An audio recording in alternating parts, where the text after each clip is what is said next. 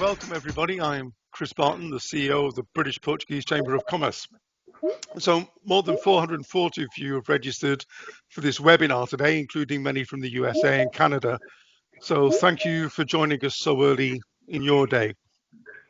Having been founded in the year 1911, it means our chamber has been established for over 113 years. And as such, we're registered as a very respected organisation supporting businesses and individuals to trade with Portugal. Being English speakers ourselves, we attract interest not just from the UK, but from everyone who prefers to communicate in the English language. We're aware that Portugal regularly scores very highly on surveys of the most desirable countries to live in, and that its reputation has scored in recent years, prompting a surge in inquiries from overseas. So this is why we've organised today's presentation. We're particularly grateful to all of you who have submitted your questions in advance. We will address various aspects of moving to Portugal, including visas, taxation, real estate, healthcare, pensions, money transfer, and the physical process of moving people and possessions. So I trust that our panel of English-speaking experts will be able to answer all of them fully. I will now hand over to Bruce Hawker, who will introduce each of the panelists in turn and then field the questions to the most qualified experts. You may continue to Chris. Yeah. So, Bruce, over to you. Hi, thank you. Good afternoon, everybody. Good morning if you're over the other side of the pond in the US. Now we've got lots of people registered from the US and Canada, along with people in the UK and Ireland, elsewhere all around Europe. So thank you all for being here. My name's Bruce Hawker, and I'm the CEO of a company called Open Media, a company I founded 24 years ago here, but I've worked here in publishing for all of my life since a very young age. I've lived here for 45 years, so I was actually schooled here, raised 3 kids, all schooled here as well. I'm a Portuguese citizen, British Portuguese citizen with dual nationality, as well as my role at Open Media, which is my main activity. I'm a non-executive director of Fine and Country Real Estate in the Algarve and a non-executive member of the British Portuguese Chamber of Commerce. So enough of that. I'll pass over now and I will introduce the speakers. Just go through to you one. Marisa from Martinez Echeverria. Could you just wave your hand there? Marisa, okay. Shelley from Sovereign, where are you? Hi. I can't see you there, Shelley, but we've got with us George from Fine and Country. George Pereira. Hi, George. Everyone. Hi, everyone. We have Joao from Medal Insurance. Hello, everyone. Good afternoon. And we have Luis from Global International Relocations. So we're going to kick off covering a lot of the questions that have been asked to us over the last few weeks since we started promoting this webinar. The vast majority of the questions have been around the subjects of taxation and residency. And there have been some pretty heavy changes to these laws made here in Portugal over the last 18 months to 2 years. Most importantly, last year, the previous socialist government, we've changed to a centre-right government at the moment, but the previous socialist government are in the process of scrapping our MHR tax scheme. Huge alterations were made to the golden visa scheme as well. So I'd like to start off with our lawyer, Marisa Costa from Martinez Echeverria law firm. Marisa is going to run us through all of the current options for residency visas and specifically what has changed. So Marisa, over to you. Hi, my name is Marisa Costa, as Bruce was telling. I'm a lawyer of the international law firm Martinez Echeverria in Ferreira. And here in Portugal, we have 7 offices. We have offices 4 in Algarve, Quinta do Lago, Vila Moura, Albufeira and Lagos. And we have also in Lisbon, Estoril and Oporto. So we can cover all Portugal. We have also offices in Spain and Turkey. What we do more is real estate law, purchase and sales for clients that are non-resident here in Portugal, immigration law and corporate law. And we are also doing a lot of Portuguese wills for our clients. Okay, and then could you tell us, Marisa, something about the changes that have been going on in the area of residency over the last couple of years? So at the present moment, we have in Portugal several visas that clients that want to live in Portugal can request. The Schengen rule, also applicable to Portugal, is that a person can stay in Portugal 90 days in each period of 180. For more than this period of the 90 days in each period of 180, it is necessary to request a residency permit. And we have several residency permits. So the big changes were related with the golden visa. At the present moment, the golden visa, it is not possible for investments related with real estate. So it is not possible anymore to invest, to purchase a property and apply for the golden visa.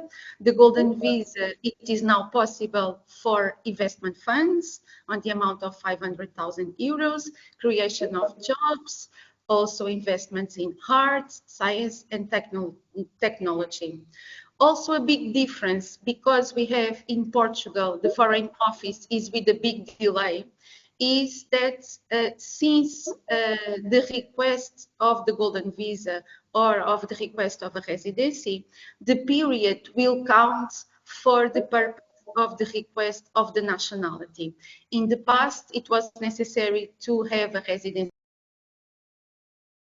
Okay, well, if we're just missing Marisa at the moment, we can come back to Marisa and the residency issues later. So I'll move over now to Shelley. The other big issue, obviously, was taxation. Shelley, before you go into the issues of the changes to the tax laws, tell us a little bit about sovereign, please. Yes. Okay. Can you hear me loud and clear? Yeah. Okay. Right. Good afternoon, everybody. Nice to see so many of you join today. Thank you. My name is Shelley Wren. I'm head of private client advisory for the Sovereign Group, and I also head up the business development role here in the Portugal office.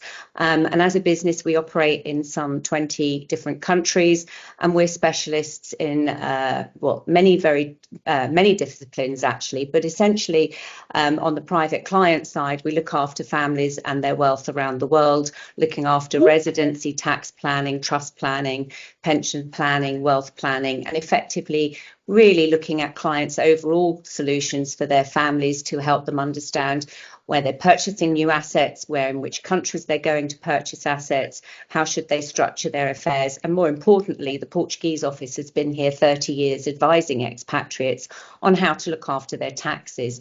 So whether you're going to be resident or not, all matters fiscal are actually managed by our Portuguese office and our full team of qualified accountants. And on the advisory side, we really specialise in evaluating what is somebody's tax position when creating substance and life in Portugal and coming here to live, work or retire. And also added to that, potentially looking at how one should structure assets if buying real estate in the country. So a full discipline wealth management service business, looking after clients around the world. And essentially, I have over 30 years experience in the space and have dealt with international expatriates for most of my professional life. My specialist topic to talk about to you today is obviously tax and the changes in the system here. Shelley, before can we? Sorry, when Marisa's back on screen, so could we if Marisa can carry on with the residency before you've actually started on the taxation, then we'll lead from that straight into your presentation on the changes to the tax law. So Marisa, we lost you there. I'm not sure what happened. Sorry. Me too. I'm sorry. So I was talking about the changes related with the golden visa.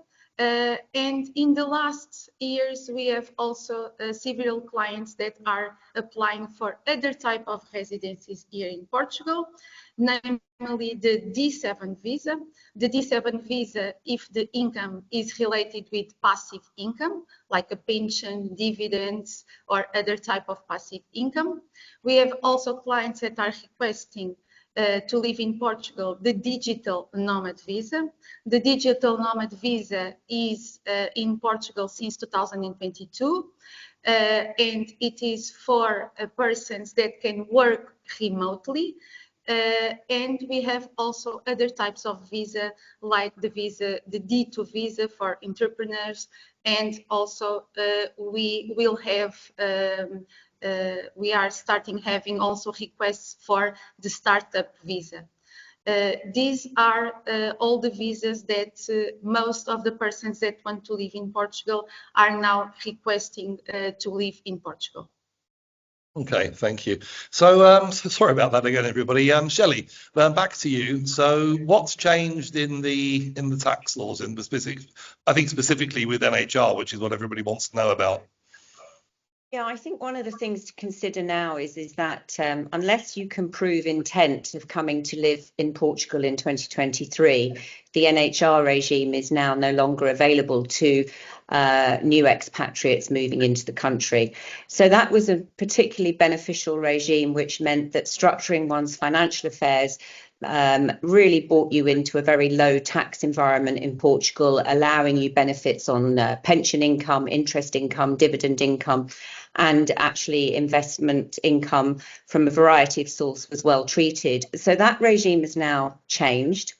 And so what does that really mean? I suppose the best way to describe it is it means the analysis of the way you will be taxed should you become resident in Portugal is now depicted on what does the double taxation agreement look like and the country of origin and the taxes you're paying in your own country. So from a high level perspective, one has to do an analysis of how you would be taxed in Portugal. Is there remaining tax in the source country of origin? And how would that look like under the double taxation agreement? So as an example, any Americans that happen to be here on the webinar, Americans continue to be taxed in the US, even if they leave the US. And the obligation remains in the US, and then there is a double taxation agreement that looks at where there could be a delta tax, aka a difference, that could be applicable in Portugal. If you're British and you're leaving the UK, we're more fortunate. When we leave the UK, we can actually leave it from a tax perspective if planned correctly. And then, of course, what one has to look at is the different streams of income you've got and how you will be taxed here. So a large part of the work that we're doing now that the regime has ended is tax simulations to help our clients understand explicitly on their balance sheet how they'll be taxed in Portugal. Okay, thank you, Shelley. So I think an interesting point here regarding all of these changes to the NHR regime and to the golden visa, all of these changes that were supposedly introduced by the government to cool down the property market. But the fact is they were all introduced on the back of the last recession in 2013, 2014. In fact, starting from 2009 when NHR was introduced. But my wife's been working as a real estate agent here for over 20 years, and I've been working closely with people in property for over 30 years. And the market here was booming back in the 1980s and the 1990s, and long before we had anything like these regimes. So it's still a great place to come and live, and there are still lots of benefits from the cost of living. So, but obviously it's a shame that these regimes have gone, but we have to live with that. So I'd just like to now go around and introduce the other speakers. I'll just very quickly before we come back with some more questions. So George, you've come back in there. We lost you for a minute from Fine and Country. George, to tell us a bit about Fine and Country. Yes, hello, good morning everybody, good afternoon for those who are in Europe. Fine & Country is a UK-based real estate company. We are the master licenses for Algarve, where we operate 4 offices in Praia de Carvoeiro, in Almancil, Tavira, and just opened our 4th office in Albufeira. Fine & Country also operates 4 other offices in Portugal, Comporta, Lisbon, Porto, and Cascais. We work very closely with our colleagues from that area. Okay, Yeah, thank you, George. Same question over to João at Medal. Tell us a bit about Medal Insurance Brokers. João, please. Hello, good afternoon, good morning. It is a pleasure to be here to speak about the healthcare in Portugal. I will not sell any insurance, I promise. So, uh, what is here my propose with that Bruce asked me was to speak really what is the difference from the medical care in Portugal and what you can expect from our healthcare in Portugal. Medal, as Bruce asked, was founded in 1996 from my father. He used to work for a couple of international insurance companies, and after moving to Portugal, he realized that in that time we don't have any products available for the needs that you are looking for, like because you need a medical insurance, you need a household insurance with some really different covers that we have at this moment in the market. So together with an organization that it's a non-profit organization, we design a couple of products that are absolutely unique in Portugal, and we also provide all type of services if something happens. So in case of a claim, you will benefit from all our claims department, even if it is a health situation or a claim regarding a house or a car. So we are insurance brokers, and we don't just sell a product, but we try to provide a service to our clients. Absolutely. I've worked with you myself for many, many years. And so we'll come back to you, Joao, with some specific questions a bit later. So now our final speaker, Luis from Global International Relocations. Are you with us, Luis? Yes, I am. I am with I you. can't see you, I but I can am hear with you. you. Okay. So, Luis, actually, before I, Luis, all of these people here, I organise through our company events all around the US, South Africa, involved in events in Europe. All these guys are at me with me at these events, speaking up on stage with these presentations. So it's great to have them all here with us today. So, Luis, tell us a bit about Global International. So, well, again, my name is Luís Duarte. I'm from Global International, indeed. We are a mobility company here in Portugal. And so we support, basically, to sum up, really, we support families. We work a lot with executives, moving them from one country to the other. Okay, so being from anywhere in the world to Portugal, or Portugal to anywhere in the world, or in between countries. So we are a mobility company in that sense, from all the legal perspective till the logistics. We do all the moving side, all the pet transportation as well. So yeah, that's who we are in general. Okay. Your head office is near Lisbon, isn't it? Yes. Our head office is in Lisbon, though we have offices and warehouses in Portugal, in Porto, Lisbon, Faro, meaning, well, Lolé, close to Faro. Algarve, And then yeah. we are also in the islands, Madeira and Açores. Okay, thank you. So I'm going to go to one of the questions asked by quite a few people. So these will be actually for Marisa. So Marisa, one thing that's concerning a lot of people is the time that different visas are taking. I've had people asking, how long does it take to get the D7? How long does it take these days to get an appointment with IMA regarding the golden visa? So based on the huge experience of your law firm with offices all over Portugal, how long are things taking these days, Marisa? So regarding D7 visa or digital nomad visa, these two visas will start at the Portuguese embassy or Portuguese consulate of the residence of the applicant. And after it is issued a special visa valid for 4 months, and during that 4 months the person will have to be in Portugal also to do a meeting to collect the photos and fingerprints for the card. So regarding these two visas, we need to count with the time to schedule, to present the application and to schedule the meeting at the Portuguese consulate or Portuguese embassy. And after, with the time to schedule the meeting at the foreign office that is now called in Portugal, IMA.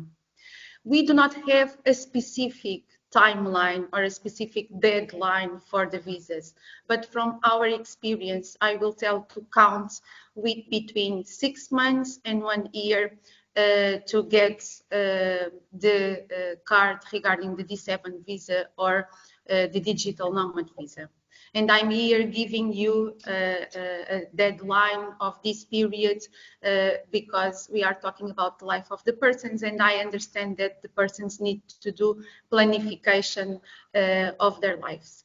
Regarding the golden visa, we have a big delay regarding the issuance of the cards related with the COVID-19 and also with a big number of golden visas requests that were delivered before the change of the law, and also because of the issuance of the special Ukraine residencies here in Portugal. In a few days ago, the Portuguese authorities created a task force, and this task force will be used to put the applications, the analysis and the completion of the applications ready until June 2025. So we have this delay between 1 to 2 years regarding the golden visa, and we have now a task force to work more and to put the files in order. Okay. Another question I've got from a few people, Marisa, was regarding people who are married to EU nationals. So we've actually had a British person married to an EU national, somebody in Canada, someone in the States, all asking the same question. So how do they go about applying for their residency on the back of their partner's EU nationality? So the spouse that have European citizen can request here in Portugal the registration as European citizen. And this can be requested after 90 days of a stay in Portugal. After 90 days, there is a period of 30 days to request this registration as European citizen. The other spouse that do not have European citizen can request here in Portugal the family reunification or the family regrouping in order to stay with the same residency rights of the other member of the couple. It is more easy to request the registration as European citizen here in Portugal, but the other member of the couple will have also the opportunity to request the family reunification as a third member of a third country and to stay with the same rights of residency here in Portugal. Okay, thanks. So a tax question now for Shelley at Sovereign.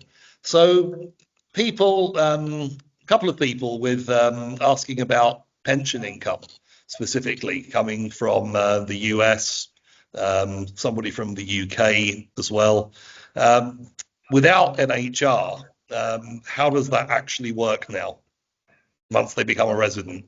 Well, that's different for different nationalities. So the US takes the primary right on taxation, and in Portugal, they will pay the difference in Portugal subject to the progressive rate system. So let's assume that they're in a low tax rate like Florida in the US and may only pay 20%. They could be paying up to 48% here without NHR on pension income. So the Portuguese would take the difference on whatever they've paid in the US. As far as the UK is concerned, whatever your pension income here would fall into the progressive tax rate system, unless it's a government pension, aka a teacher, fireman, doctors' pensions. Those government pensions continue to be taxed in the UK, and the credits apply here. But straightforward personal income from pensions, taxed here now at progressive rates, which start at 13.5% and ratchet up to 48%, depending on how much your income is. And another one was regarding taxation on dividends, Shelley. From how would that compare, for example, if someone were paying tax on a dividend in Portugal, which I believe is a fixed rate, compared to the tax that they would pay in the UK or the US, other countries? How would that? Obviously, the US, it depends on the state, but so let's just compare it to the UK to start with. Tax on dividends. Is Portugal favourable? Well, no, because now that we don't have NHR, what happens is your income, all of your income from wherever it is derived, falls into the pot. And in the pot, the progressive rate system comes. Now, if you are a resident in the UK and you have dividend income in the UK, you could be paying 38% or 39% on your dividends. And so that would be offset against any tax here. But if you become non-resident in the UK for tax purposes and that falls away, then all of your dividend income falls into your income bracket here. And much like the way people who've been here pre-NHR, like yourselves and others that are employed here, your income, all of it is gathered together and assessed. So it's not ring-fenced anymore like it was before. And if the dividend is taxed in the country of origin, then the amount subject to the double taxation agreement will be offset against your taxes here. Yeah. Is there anything people can do to become more tax efficient? Are there ways that they can structure their income as a Portuguese resident?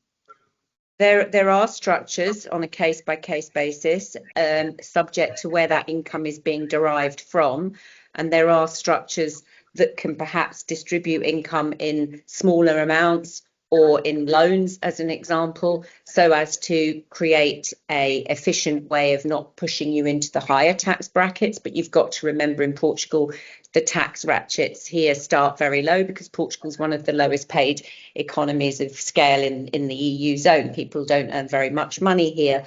And when they do, they get taxed quite heavily. So it is not as easy as it was before, but subject to the individual's case, there are certain things you can do. Right. It's not all about tax anyway, is it? I mean, it's a beautiful place to live. The cost of living is low compared to most places. And I think that's why a lot of people are still attracted to living here. Another major attraction for people to come here that we find, especially with the events that we organise in different countries, is the health insurance situation here. So, Joel, let's start off with you with some other questions now. If you could touch on how can a new resident take avail of the state healthcare, but also specifically how does the health insurance work here? How does private healthcare differ from the public sector healthcare in a nutshell, Joel? Okay, so this is a really complex matter because the national system and the private system, they quite are complementary between them. But nowadays the national system, it's a little bit a mess, like we in UK or across all the Europe, because the doctors are leaving from the national system to the private system, and because they want to receive more money, they want to work much less. So the long waiting lists that we are facing now in Portugal makes all the national system a little bit confused and difficult to use, because we can, if you are in different areas from Portugal, you will have different types of service on the national system. So if you go to Lisbon or to Porto, probably you will have much more access or to facilities from the state that living here in the Algarve. So in the Algarve, we only have 2 public hospitals, and they are completely overwhelming because there isn't a lack of doctors and nurses. So when you are moving to Portugal, it is because it's also mandatory that if you are applying for the D7 visa, you will need for sure the health insurance to prove at your IMA appointment. Okay, so that is a mandatory issue for at least for five years, if I'm not wrong. But Marisa is here and could correct me. So at least for the first 5 years, every year you have to prove that you have an health insurance policy in force.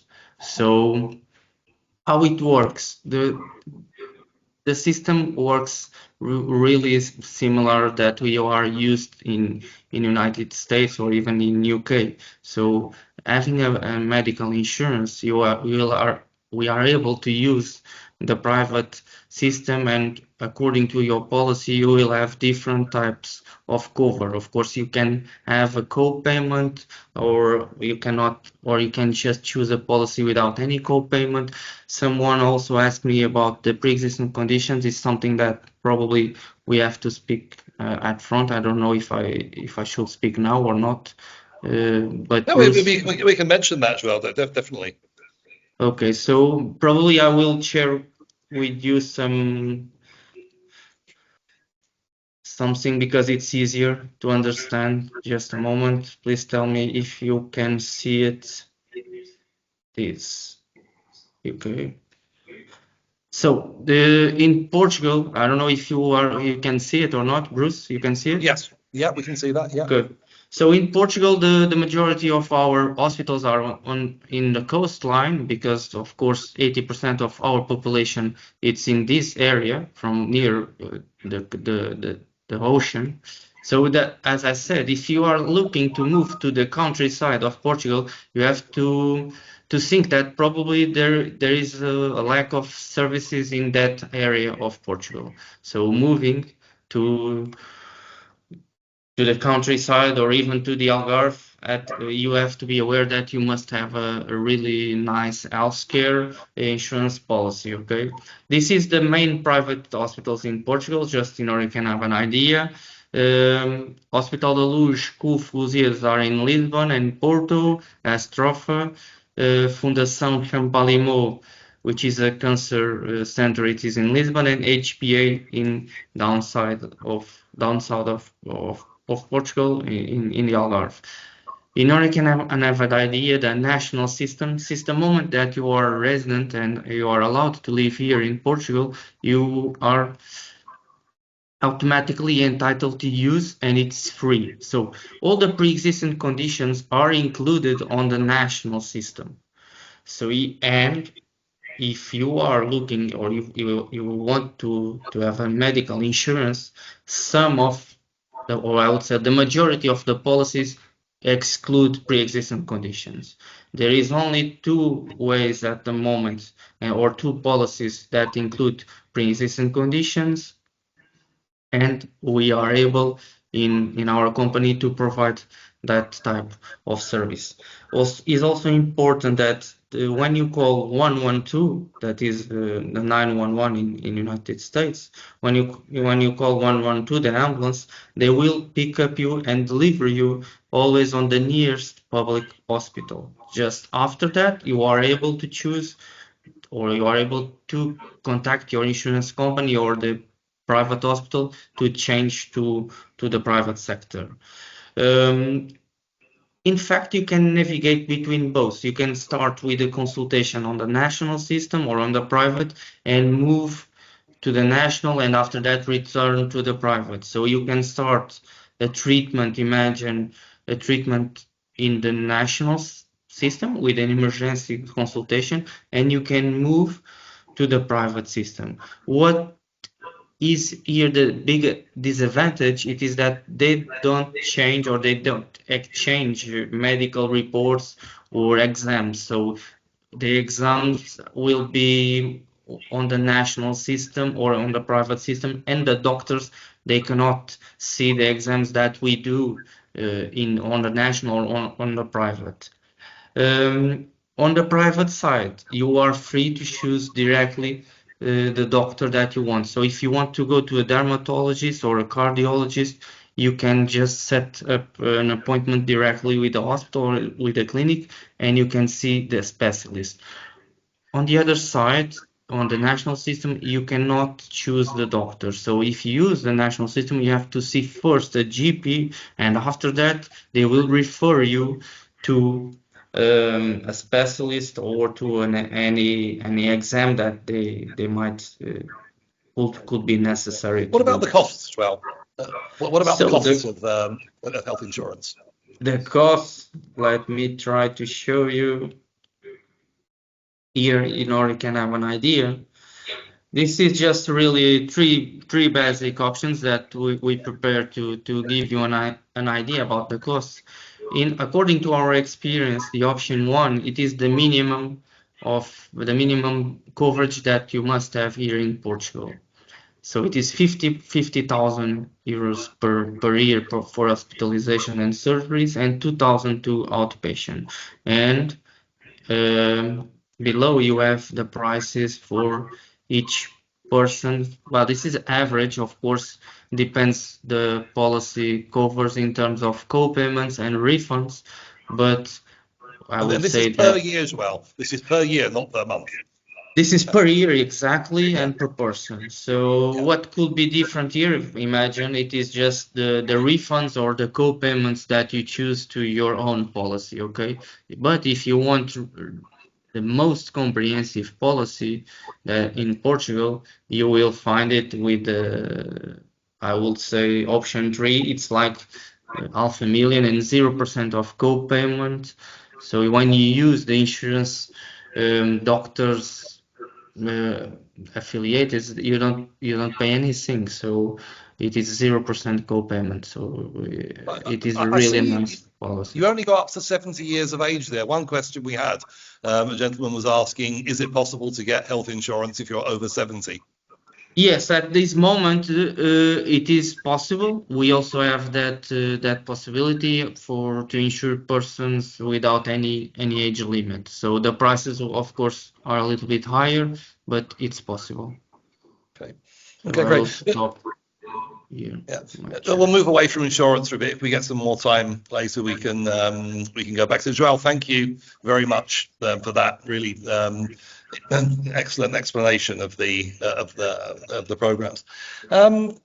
So let's talk about moving now. Luis, one of the questions that I had specifically was asking someone about moving their pets or animals into Portugal from abroad.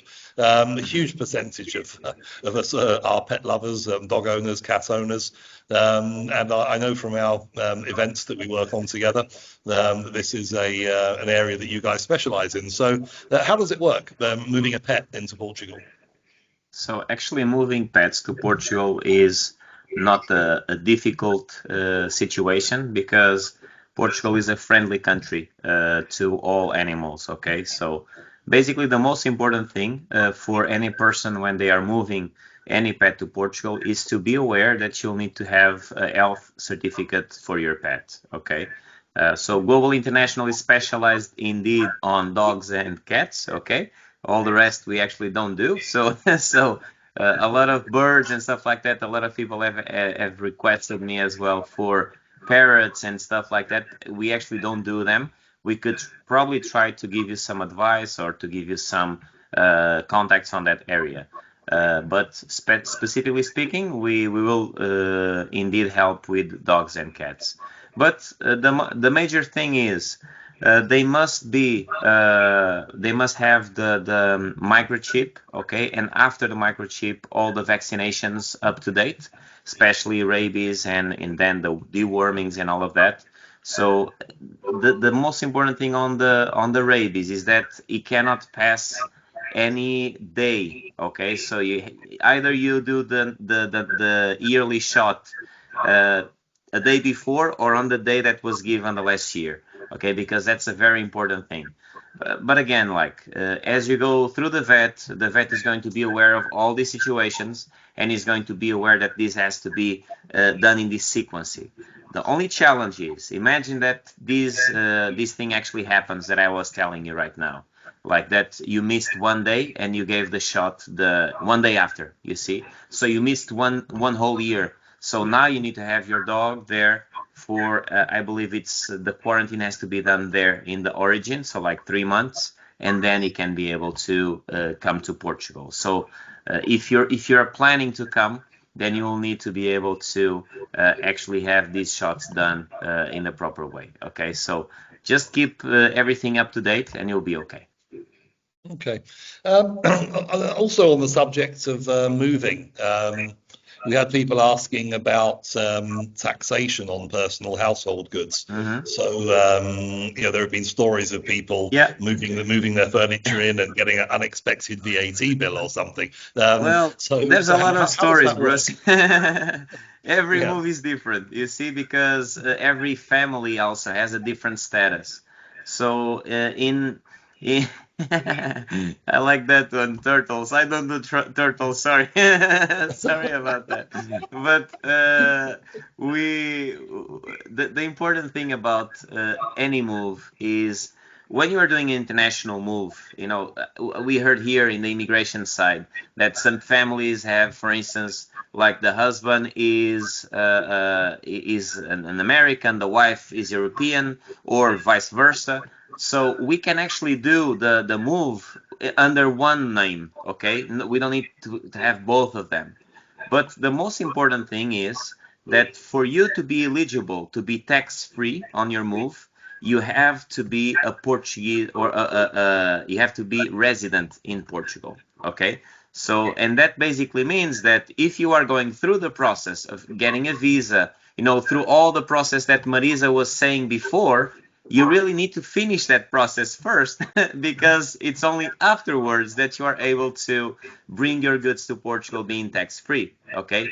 If you don't do that, then you'll be coming to Portugal with your goods. A lot of people also do that. We have seen the experience we have had is a few people are hiring like containers and stuff. They're loading stuff themselves and shipping up to Portugal. And then they request a company like Global International to go to the port and clear the goods and deliver them to their houses. Okay, so the challenges with that can be that first, the number of inspections in PBO containers, meaning packed by owner containers, are very high.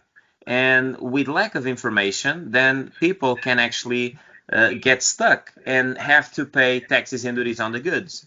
And it's very understandable that people will not understand that, well, these are used goods, so why should I pay taxes and duties? You see? Yeah. Other stories that we hear, and sorry to interrupt, Bruce, are stories on goods that go through Rotterdam. A lot of people on the web, you will see these in many places. No, but I have seen on Facebook or on the web that I can send my goods through Rotterdam and nothing will happen. So this is what's going on with Rotterdam. If you have a very small shipment and you ship it through Rotterdam, meaning the company that you are hiring, they are basically doing import custom clearance through Rotterdam because tax purposes there Rotterdam is cheaper than Portugal would be, but you still would have the costs of handling and transportation. Okay, so in the end of the day, if you have 1 or 2 cubic meters, perhaps we could also support you and perhaps move some stuff through Rotterdam. But on big moves, on 15 cubic meters, on 20 cubic meters, on moves that are bigger, that will bring a full 20-foot container, even if it's half container, it's pointless to send through Rotterdam because you'll just be spending more money and have extra handling on your goods. So that's really not one thing to do. So the big thing here, I would say, be prepared to not pay taxes and duties, and we can support you with that, okay, with the right information. And secondly, if you are in a rush and you want to come to Portugal and you really have to come because of whatever reason it is, and you still don't have the legal part done, okay, the immigration side, you can do the move, but you will be paying taxes and duties, okay? Yeah, great. Thank you. So let's move over to George from Fine and Country for a couple of property-related questions. And George, one of the questions I've got here is about renovating old homes in the city, countryside, Algarve, wherever. How viable is that these days? Is it still a market where are people still looking for old homes to renovate? Would you recommend it? If not, why not? Well, thank you for the question, Bruce. It's a tricky question, I would say. No, it's still desirable. We still have a lot of people interested in buying an old property and trying to flip it. But we always tell our clients that it can be tricky at the moment to do so. First, because we do face like elsewhere in the world and in Europe, an issue with labor. It's difficult to find people for work to work. So unless that you have your contacts, unless that you rely on a good real estate agent which has his contacts, his network, and can advise you, contractors and people, so plumbers, electricity. So it can become very challenging to do a renovation project. Some people love to do it because it's like a hobby, and those people who likes to get involved and do a part of the work by themselves with the help of other people, I totally recommend it. Someone that does not want to get involved, so he needs to make sure that he's relying on a good contractor, on a reliable building company, not to face, not to sign a contract with a shabby builder that will not finish the works halfway through the project. So yes, it can be rewarding. You still can do good deals, but you need really to have the right people with you and around you. Okay. Another question, actually, probably fairly similar, because if people are looking at buying properties that are, this actually answers a couple of the questions that I have. If people are looking at buying properties that these aren't actually old properties in urgent need of remodeling, they're properties that people want to improve. Somebody mentioned to us about damp issues in a house. What should people look out for? How should they avoid any potential pitfalls? What would you say people should do when they're looking at old, not necessarily wrecks, ruins, but properties that are in need of a bit of TLC? What's the most important thing that people should do? Well, if you're buying a property in Portugal, the first thing we recommend is to get a proper survey done on the property.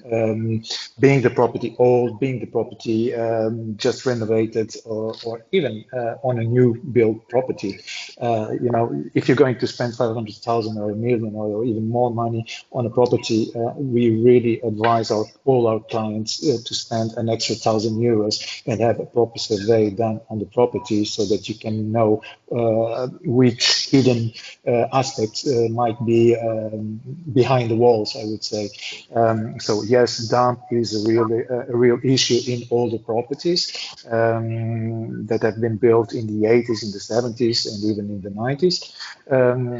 Nowadays, it's getting much better, of course, and we don't have so much those issues. But the first thing is really to have a proper survey. If you're buying a property with land, we recommend that you have a topographical survey as well done to be sure that the plot that you are acquiring is the real plot with the real measures. So yeah, that's the advice I could give people. Okay, that kind of covers one of the other questions I had here, which was, do you have a checklist for purchasing a new build or a property? Obviously, the survey is absolutely vital, isn't it? Yes. Yeah. Can you quickly, Jules, tell us, a few people are asking about new projects on the market, exciting opportunities for investors. Anything you can highlight? Let's focus on the Algarve. I know that Finance Country obviously covers the whole country, but what would you say some hot projects at the moment?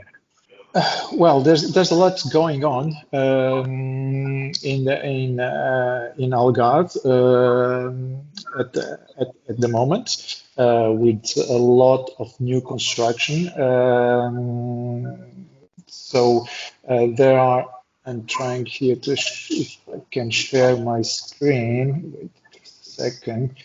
There are some properties I would. Are you seeing my screen? Yeah. No. Yeah. Yes. Okay. So, for example, there is this really new hot project in Villamora near the marina. Brand new, they just started the construction this month. So for example, here you could have a really beautiful exclusive 2-bedroom apartment in this development starting at 690. So this one in particular is 895, so 135 square meters. For example, we have also in Villamora, just next to the marina, these are, it's a project with 7 townhouses with individual pools in the rooftop. So 4 bedrooms, really nice project, starting at 1.7. Then in other areas, still in Villamora, for example, we have this Serenity project, which is halfway through already. So we have 1-bedroom apartment starting at 450,000, and so it goes as high as 2.3 for 4-bedroom penthouse. Seafront, so just 50 meters from the beach, we have this Horizon project, which is near completion. We have just the last units for sale. For example, we have this fantastic penthouse 3-bedroom with a private rooftop at 1,450. On the other side, near Carveiro, we have this fantastic project with river and sea views in Ferragudo, which is a fisherman's town. So there you can get a nice 2-bedroom for 495,000 euros. Nice villas in Carveiro, 4 plus 1 bedroom at the 1.2 million mark, or this exclusive resort. So, for example, 2-bedroom apartment in a 5-star resort with nice income starting at 359. So those are a little bit the hot stuff that are coming to the market. Whet people's appetites Yes. a little bit there. But actually, property leads us into, this is actually now back to Marisa for an important question, because one of the other big changes implemented by the previous government last year, which we're all hoping to see reverted, changed back, the AL rental licenses. All of these properties that George has just showed us are, when they were developed, they would have been intended partially to be used for holiday lets. With the new laws that changed, the AL licenses are now only on touristic properties. But how does that actually all work now, Marisa, and how can you get an AL license now? So here in Portugal, to rent a property, if it is for long-term rentals, you do not need to have a license like the AL license. If you want to rent for long-term rentals, you just need to be the owner of the property. The AL license, the license for the short-term rentals, it is only necessary if you want to do rentals with less than 1 month. Here in Portugal, at the present moment, the AL license is available for detached villas that do not have common areas, and also for properties in condominiums like condos or apartments in the interior areas of Portugal. Each city council will have to issue a document saying the areas where it will be possible to do again the short-term rentals. We have a new government since March 2024, and some of the measures that were in this package to have more properties in Portugal, they are discussing the possibility to cancel and to put again like it was in the past. For example, they already cancelled the extraordinary contribution that the properties that were under AL license were subject. This type of tax is now cancelled. it is like in the past. We are waiting for more developments, for more news regarding the measures about the possibility to request the AL license, the short-term rental license, for properties like we had in the past. But at the present moment, long-term, it is not necessary license. Short-term rentals, it is possible to do for detached villas in all the country. For apartments, it is only possible to do it in the interior areas of Portugal, and it will be necessary for each city council to issue the areas explaining where it will be possible here in the Algarve, in the coast area, to do the short-term rental license for apartments. Well, would I be right in saying, Maurice, that since the laws changed last year, that it's now more difficult to get an AL license? So if you have a property that qualifies, so a standalone property, a villa, that qualifies for AL, you're the new owner. Obviously, you have to apply again. Is it taking longer to get those licenses than it used to, or is it all moving smoothly?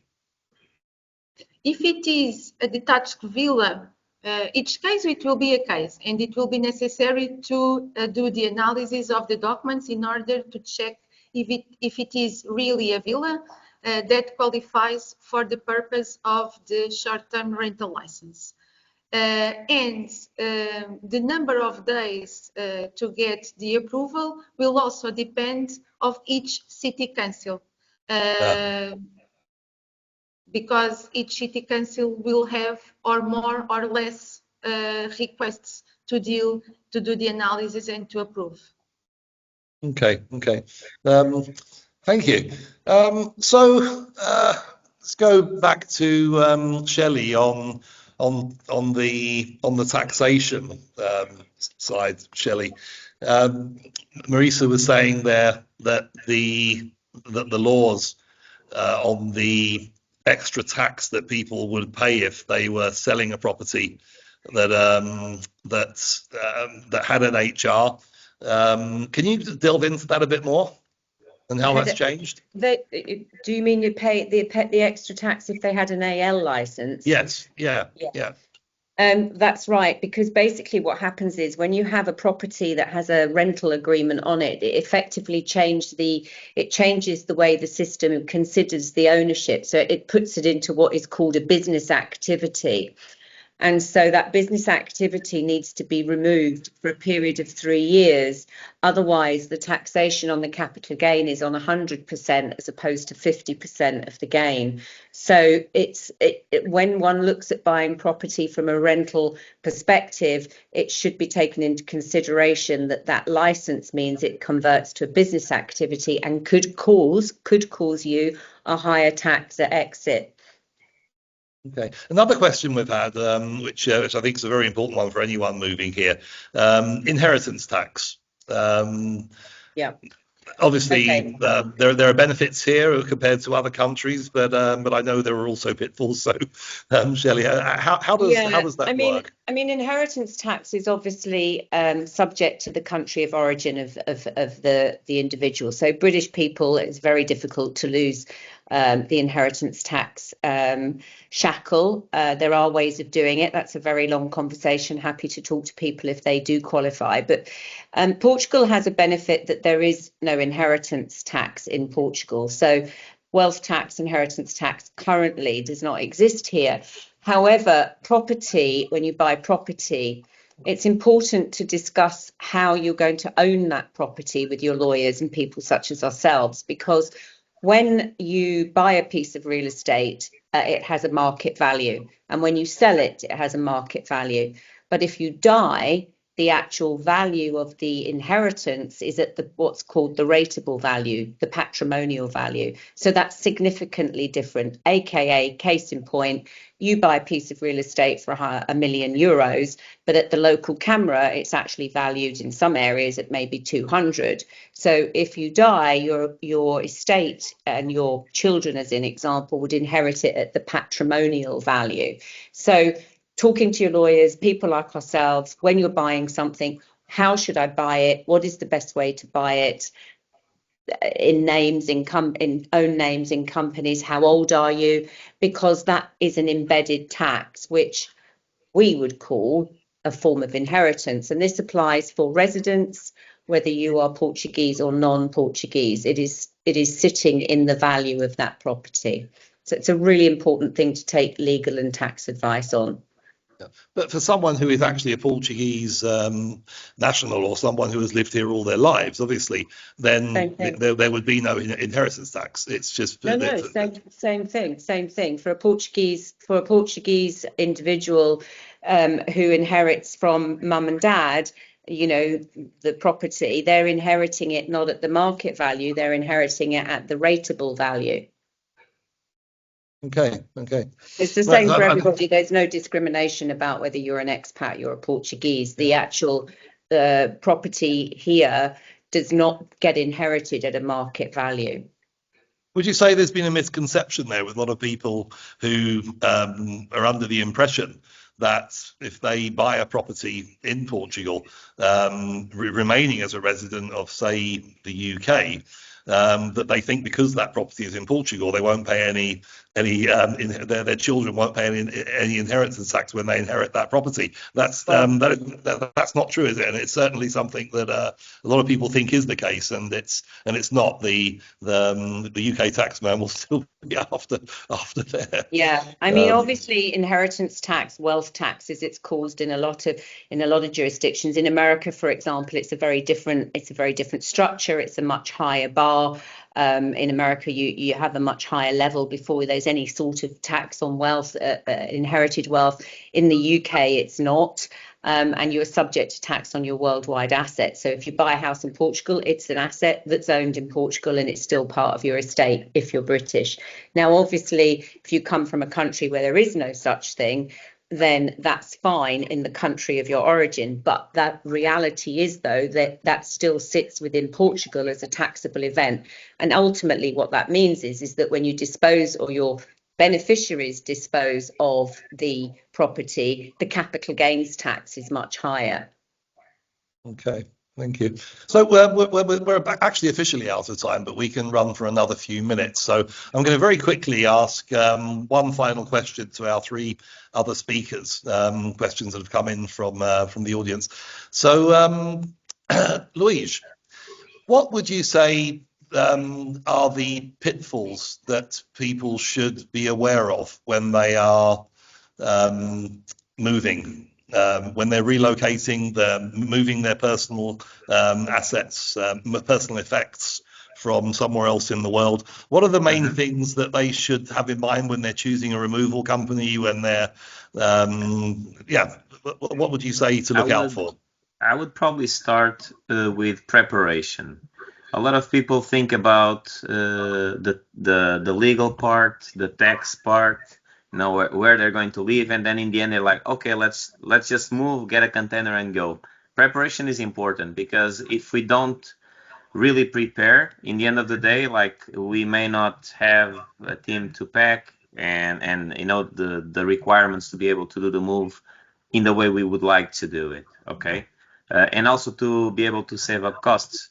Now, how do you choose a moving company? That's a very important question, because there's plenty of companies in the world, right? And a lot of them claim to do international moving. So how do you actually choose one that you can trust, that you can feel that you are not going to be, you are not going to lose your stuff, for instance, you see? I would say that first of all is try to understand which certifications does this company have. So, for instance, the FIDI is one of the associations in the world that will assure that the companies that work under the umbrella of FIDI, meaning that are certified by FIDI, are companies that, generally speaking, are high quality companies. The important thing with that is that FIDI will also support you with as an assurance. You see that if we, as a moving company, do anything wrong, you could claim also to FIDI against us, okay, as moving companies. So this would be the first assurance. Secondly, is when you are preparing a move, it's important to be very open, or try to study as many scenarios as you'd like to, because this is really what we do as a job, you know. So if we do, imagine, generally speaking, what we do is that we do a survey with a client. Nowadays we do video surveys like we are doing right now, but we do with the clients directly, and they go around the house and show us everything they want to take with them. So at that moment, I'm able to do various calculus. I can do option A with everything, option B with just the small items, or option C with whatever you want, you see. And that's important to understand, because then this is one point for you to decide on whether to move or not, really. Because in the end of the day, you also could buy items or furniture in Portugal, right? But the real reason that people move their personal goods is not because of the value of the goods, it's because of the sentimental value of them. And that's a very important thing as well. So how can I understand if these guys actually do a good job? We need to see the ranking of these companies to see how long have they been in the market as well. Are they actually specialized in international moving or in shipping? You see, freight forwarding, because a lot of companies do freight forwarding, not moving, you understand?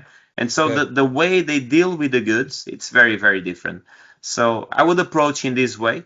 And one important thing that I've not mentioned, but I will now, if you have a pet, you need to be aware that you want to take your pet with you. So you need to be aware of the breed.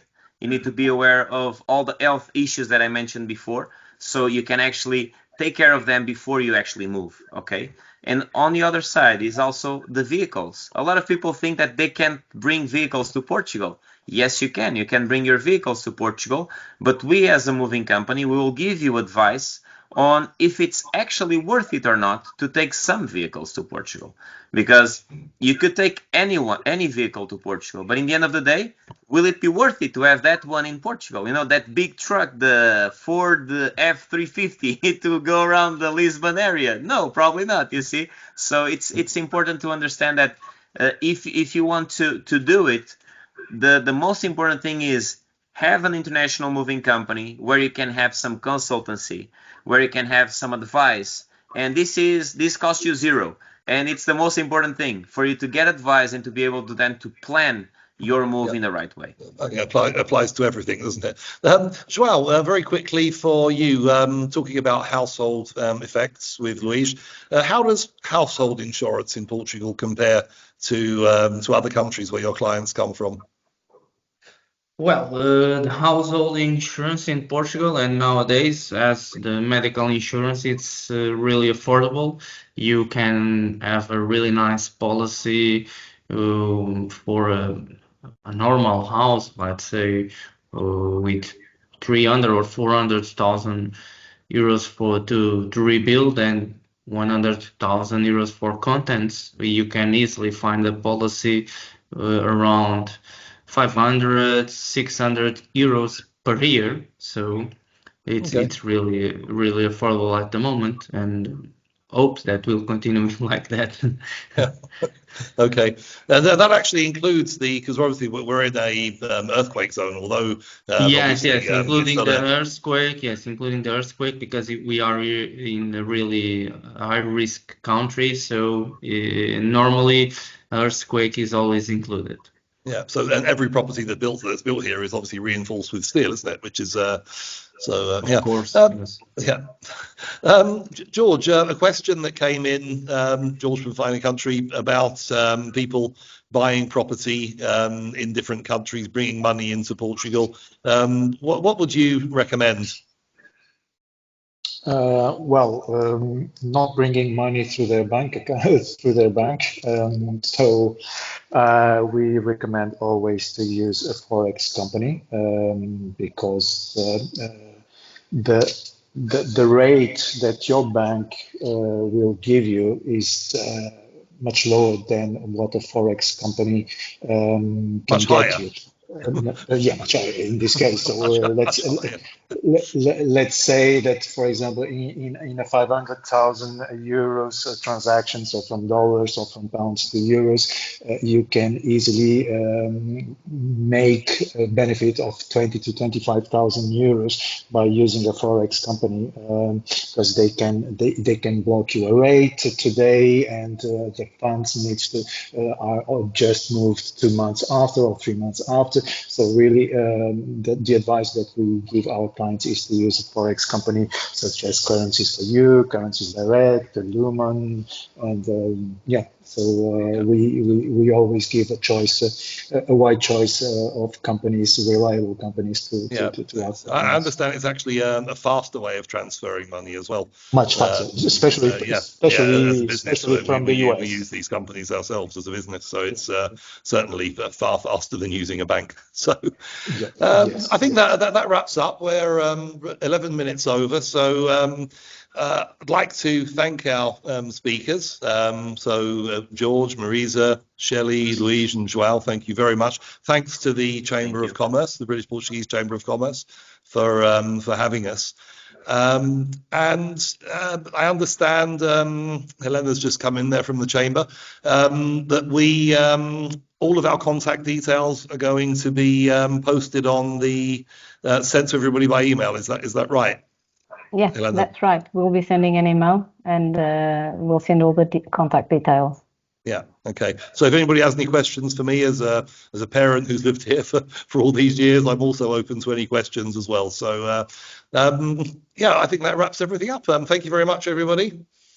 Thank you. Yeah. It was a Goodbye. pleasure. Thank you. Bye bye. Good Yeah, afternoon. for your time.